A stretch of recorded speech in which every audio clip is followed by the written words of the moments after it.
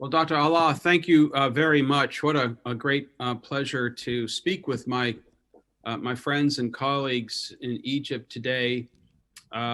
It was just literally a year ago when I was in Cairo with my good friends Andy Armstrong and Tom Beer, and we had 2 days of really excellent and enjoyable symposia with so many of my Egyptian medical oncology and urology friends. And a year ago, given the pandemic, it seems like that could have been almost a decade ago. So thank you very much for having the opportunity to speak with you today.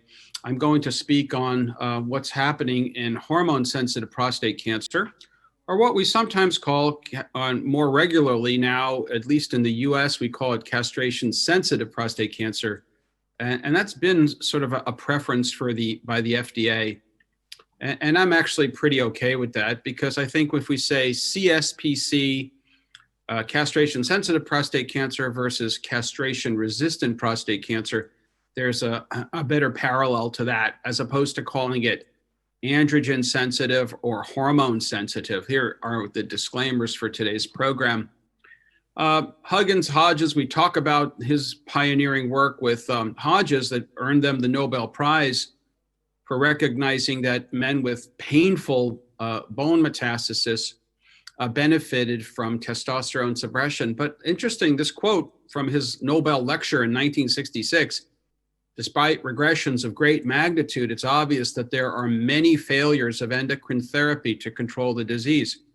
And that's what I'm going to talk today about. We've had, in the last 2 years, a rather exceptional breakthroughs in understanding how we can treat this disease. It's no longer acceptable, I would contend, to just consider single therapy or monotherapy testosterone suppression. And obviously Huggins was addressing that years ago. So the monotherapy has been foundational, but yet we still end up with patients who've had poor outcomes. We've made great progress with docetaxel approval in 2004. And since 2010, there's been level 1 evidence to suggest that there are 9 CRPC therapies that can prolong survival. Now we also have several therapies as doublet therapy or couplet therapy, combining with monotherapy ADT, that will prolong survival and improve patient outcomes. And that can be either with the early addition of docetaxel or an AR pathway inhibitor. There are different definitions to consider. Whether patients present initially with metastatic disease, we call this Denovo, or recurrent metastatic disease. And these are unfortunate patients who may have had surgery to remove the prostate or radiation. They thought they were cured. They did not come back for regular visits, or maybe they traveled to another part of the country or another part of the world, and then they present with metastatic disease, although that wasn't present when they originally were diagnosed. So that's recurrent disease. And sometimes we think that that's maybe a less aggressive biology.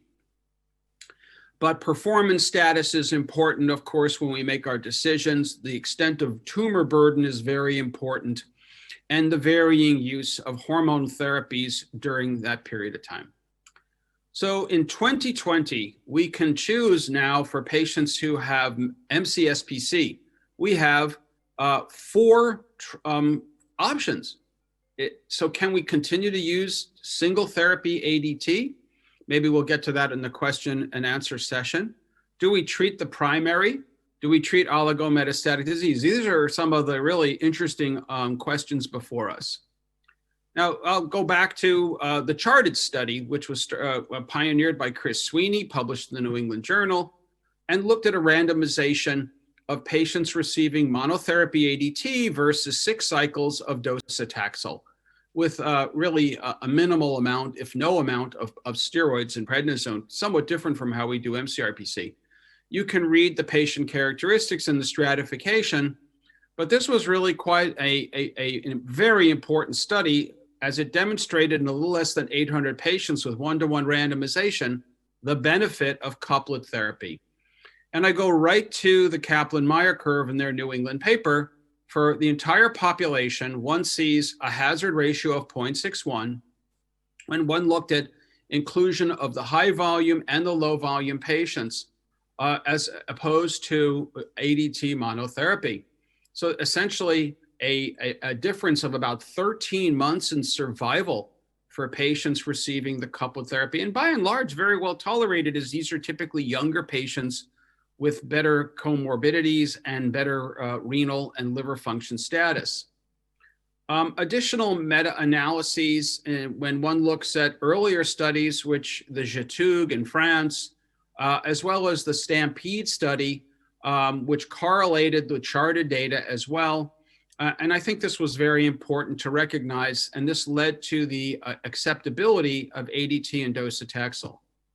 Now, when we look at the charted data, the low volume patients, as defined by 3 or less bone lesions or no visceral metastases, did not reach statistical significance, whereas patients with high volume, 4 or more bone lesions, one with at least one being in the appendicular skeleton, which is anything outside of the spine, or visceral metastases, it was essentially a 17-month median overall survival benefit, or a hazard ratio of 0.6. Now, recent follow-up data of Stampede has now suggesting that their low volume patients, particularly the ones who present with Denovo metastatic disease, have also garnered a survival benefit. So then we see the pathway, how many things happened after charted and the Stampede data. We had the Latitude trial, which looked at patients with high-risk disease, combining ADT and abiraterone acetate with prednisone versus ADT alone. And their definition for that study was 3 or more bone lesions or visceral metastasis, or 3 or more bone metastases, visceral metastases, 2 or a grade group 4 or higher. And patients had to have two out of those 3 criteria. Stampede, as it's done so well, primarily in the UK with some Swiss sites, also corroborated the findings of Latitude, demonstrating that both high and low volume patients had a survival benefit. The Titan trial, looking at ADT combination with apalutamide versus monotherapy ADT, and then Arches and Enzymate, which looked at ADT and enzalutamide, as in the primary endpoint for Arches was rPFS, and the primary endpoint in Enzymate was overall survival. I'll talk more about it. The Arisens trial combines ADT plus darolutamide with docetaxel, and then the standard arm receives ADT, docetaxel, and placebo. So really trying to see if triplet therapy makes a difference. And we should see a readout on this sometime in 2022. Here's an overview of the patient population from Arches and Enzymate and Titan. These are patients who had low and high volume disease, and these are patients, some 18% in Arches had received docetaxel beforehand. Enzymate was interesting, and I'll show you a slide on it, and up to nearly 50% of the patients received concomitant docetaxel. And in Titan, there was upwards of about 11% who received a prior docetaxel. I've already talked about this concept of high volume versus low volume. There is no 100% agreement upon this.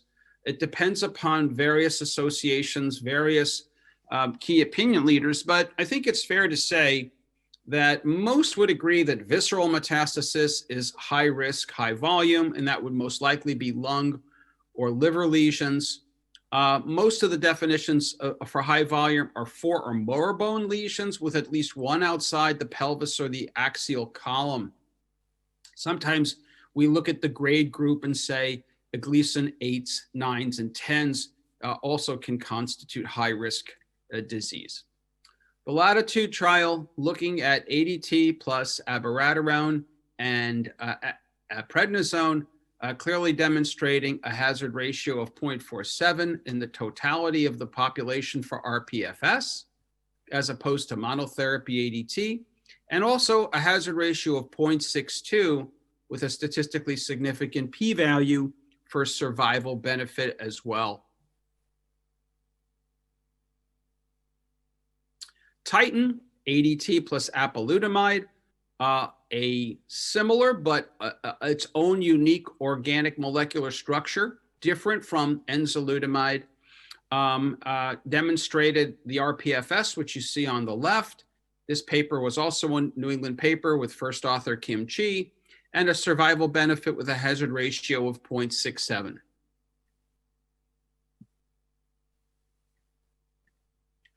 Here's the Titan subgroup analysis, with everything to the left would be favoring the use of the combination ADT plus apalutamide versus ADT monotherapy, regardless of the volume of bone metastasis, regardless of visceral metastasis.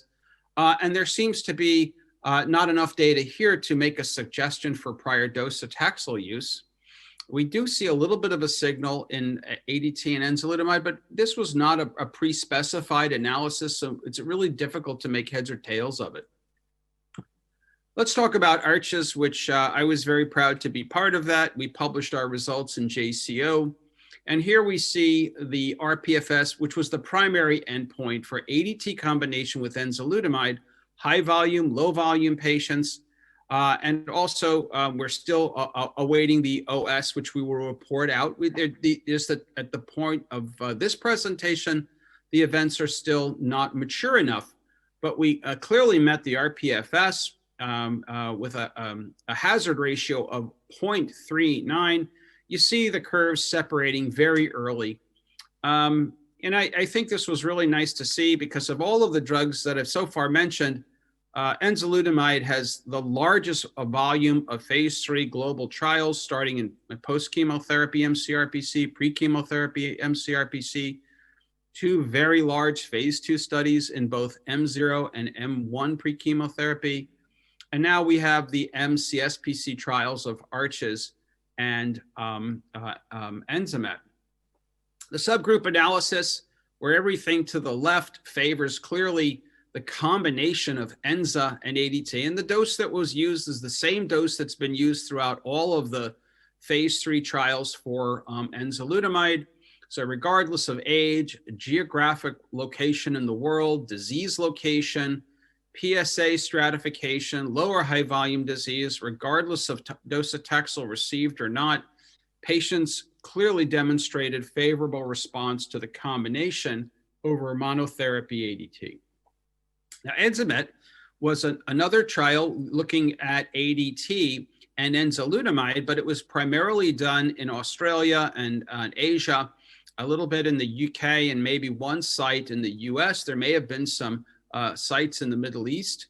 And essentially, this looked at patients receiving not a control placebo, but rather ADT and a nonsteroidal antiandrogen, typically bicalutamide or nalutamide or flutamide versus ADT and enzalutamide. And one sees here the overall survival benefit. And this was published, and this demonstrates the OS benefit, which we have yet to report in ARCHES, but are planning to report it when we have enough events. There was some varied inclusion here regarding the high and low volume and the concurrent use of docetaxel. And let me get a little bit more into that with some additional slides.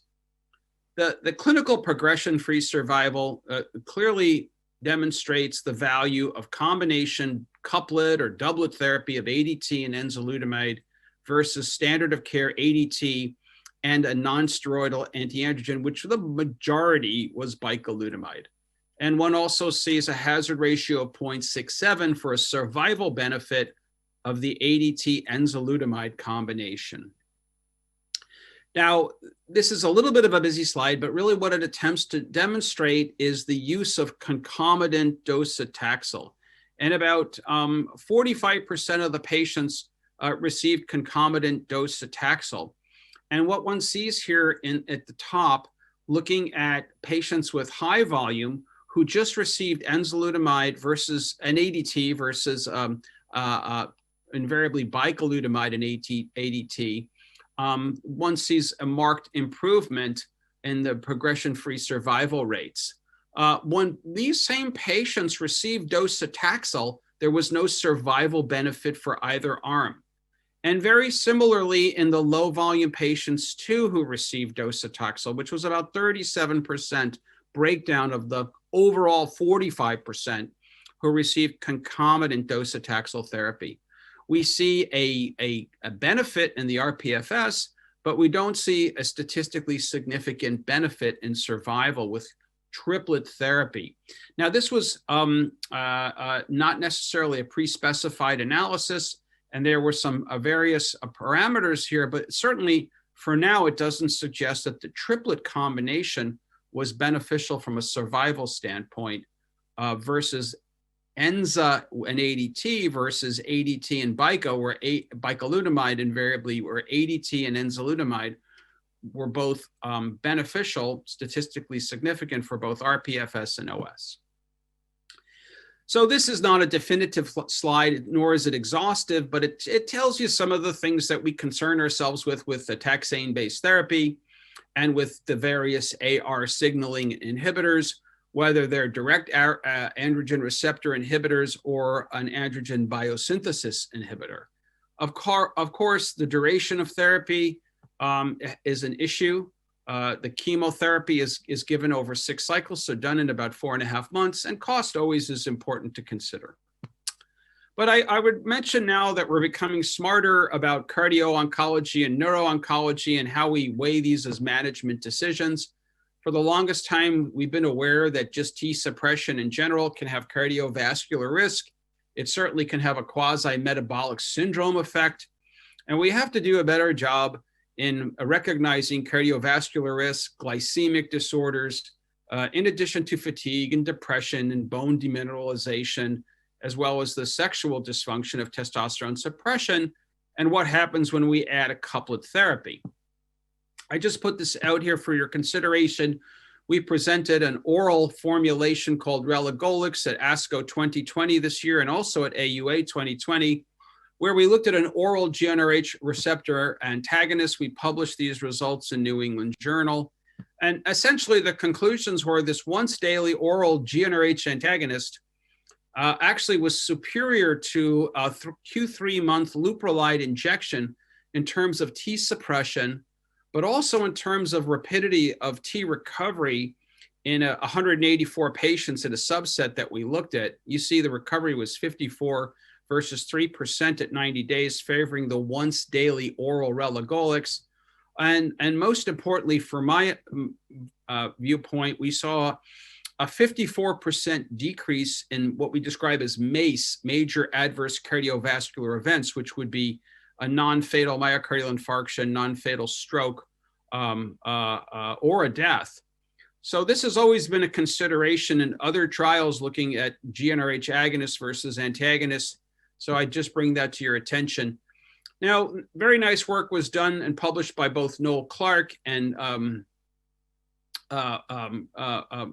Chris Parker, looking at patients in one of the stampede arms where those who had a low volume disease and received ADT and docetaxel versus ADT alone, the ones that received radiation to the prostate actually had a survival benefit, not so much in the high volume patients on the far right, but the patients in charts A and C. We see both an improvement that was statistically significant, hazard ratio 0.59 for the failure-free survival in the low volume group. That would be less than 4 bone lesions, no visceral metastasis.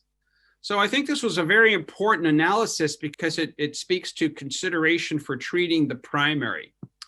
We're looking at other studies to further confirm this, but also studies looking at if we're going to radiate the prostate, is there now any benefit to removing the prostate? So these are ongoing. This is a SWOG, a US-based trial that has not had its readout yet. I mentioned oligometastasis. The definition, oligo, Greek for few, can vary. There are different presentations. Does it right from the beginning, de novo? Are they synchronous? Are they small lesions that occur later on? Are they metachronous or oligoprogressive? So we still are debating some of the verbiage here. and the understanding. I think at the end of the day, metastasis-directed therapy is a promising approach, but there's a low level of evidence, level 1, generated mostly by small case series, STOMP, Oriole, which you may be familiar with. Clearly, the objective is to hold off on testosterone suppression.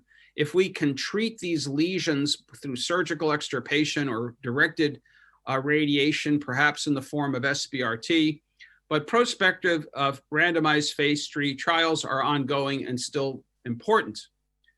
This is not an exhaustive list, but it does list additional MCSPC phase 3 trials that are being looked at. And you've already seen the ones that have been presented. They're really at the very top, but now we have the Peace 3. The Keynote 991 is looking at combination. That's a Merck study with Enzo. It's a triplet combination of ADT Enza with pembrolizumab versus ADT Enza. And then there's also studies looking at drugs that inhibit the PIK3 AKT pathway, a drug such as Kaplan-Meier. There is another one called epotasserib, and data from that was presented at ESMO 2020 just a couple of weeks ago by Johan de Bono. Patients in particular who would benefit from capivatasserib or epotasserib, if you do genomic profiling, they typically have PTEN loss, which is actually even more common than HRR mutations. So we have many things to consider when making a decision for MCSPC. Is there going to be clinical benefit? What is the tumor burden, the volume of disease? What is specific for patients, their age, their comorbidities, their laboratory values? And of course, important aspects such as drug-drug interaction, accessibility, and how therapies are administered. Here are some additional considerations. Now you see COVID-19 pandemia is now part of the consideration in terms of distancing and how to do it safely, not only for patients who live near clinic, but maybe far away from clinic, and also maintaining the safety of one's clinic personnel. And of course, the concept of if we do MCSPC couplet therapy, how will it impact future therapies? I like to show this to you. This is US data collected most recently from June to June of 2018 to 2019. And it's a little over 150 US physicians, over 1,300 plus patients. And we're still using monotherapy ADT 64.8%. And if you add the 17% right next to it of first generation AR inhibitors, it's almost 80% of patients are getting inadequate therapy from my estimation. It's only 8.7% and the 3.9% that are getting recommended ADT couplet therapy, as in addition to the 4.1 getting a chemotherapy couplet. So I know it's hard for many of my colleagues, especially many urologists who say, I give the ADT, I see the PSA go down, patients get better. But we now have level 1 evidence to consider couplet therapy, which I've been reviewing today. So I like this slide. I borrowed it from my friend Emmanuel Antonarakis at Johns Hopkins. There's, AR, the androgen receptor, is still the most prevalent, most important aspect in the taxonomy for prostate cancer. But we're looking at other things now, right? We're looking at homologous recombinant repair deficiency genes. And there's a panel of these genes. It's primarily led by the BRCA, BRCA2. And there are other important genes as well. There's mismatch repair alterations, in particularly patients who have MSI high. The HRD can benefit from PARP inhibition. In the US in May, 2 PARP inhibitor drugs were approved. The pembrolizumab is approved as a tumor agnostic indication for patients who are MSI high. Patients who have biallelic CDK12 findings, which you almost invariably only find with somatic alterations, can also benefit from a checkpoint inhibitor. And then we really still need to do quite a bit more work in the androgen, the AR receptor independent, or the neuroendocrine differentiation small cell population. For most of us, we give a combination of taxane and platinum-based treatment.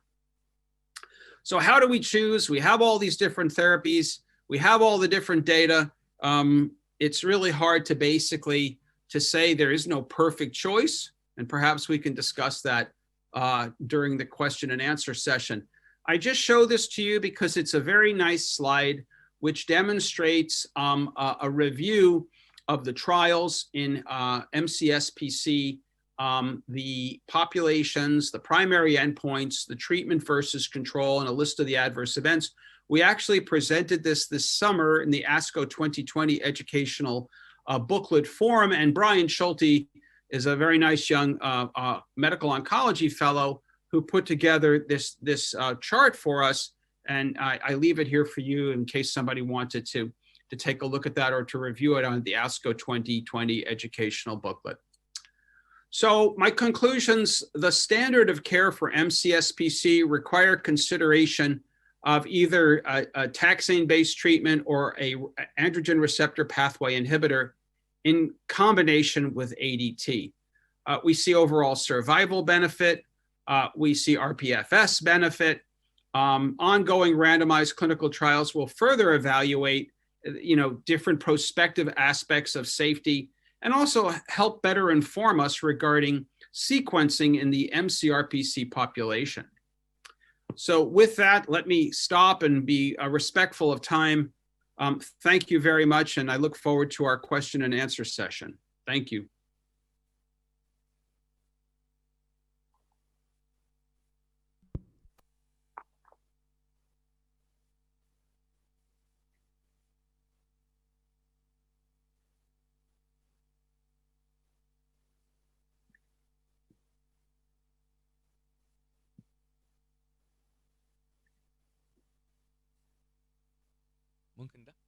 This is working? Okay. I have a question to start with, Dr. Neal.